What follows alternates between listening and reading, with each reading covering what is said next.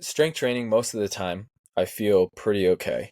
And so they actually did a study in Norway not too many years ago, where they did was like a simple 4x4 squat cycle 3 times a week on different, actually, like not just elite level runners, but like intermediate and beginner. They had a broad range of male and female athletes that were specifically runners. They were endurance runners who typically shy away from strength training.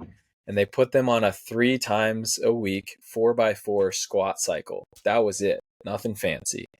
And their time to exhaustion in their like baseline running test after 8 weeks of this cycle improved by about 20%, Wow. which is massive. And then their running economy actually improved by about 5%. And then their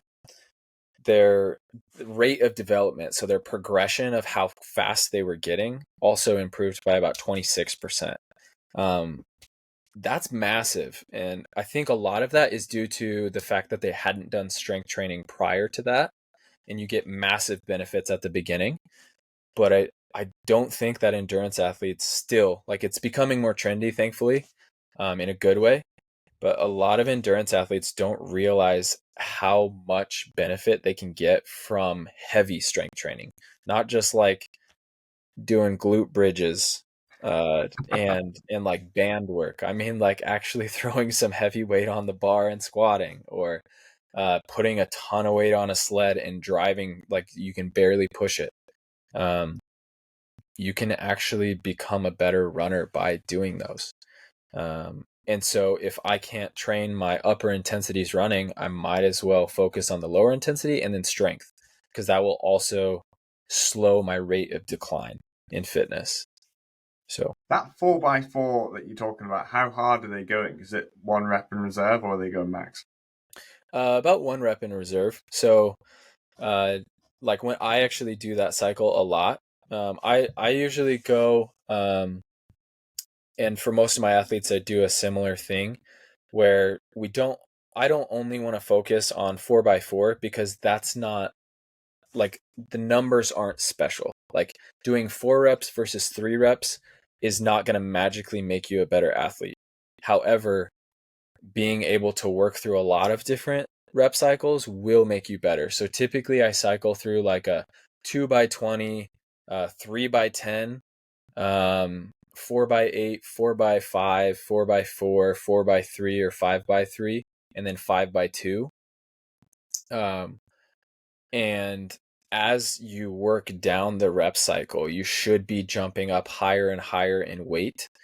Um, and especially when you get to like the 4x4, 4x3, and 5x2, like you should be like, those 2 reps should be very difficult, and maybe even have a spotter. Like you could maybe have a half a rep in reserve on that, but you should be, especially on the last, like the rep 4 and, or sorry, the set 4 and set 5. Like I want to barely be able to get that up. And sometimes I actually put a box behind me, because if I did, last week I was working out with my girlfriend actually, and I got stuck on the box. I couldn't come back up. It's embarrassing.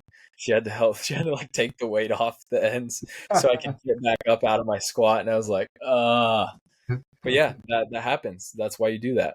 That's why you have the safety bars, or you learn how to like dish it off your back if you're stuck, so you don't get injured. But yeah, that it's very important to lift very heavy if you want to. It also improves like human growth hormone.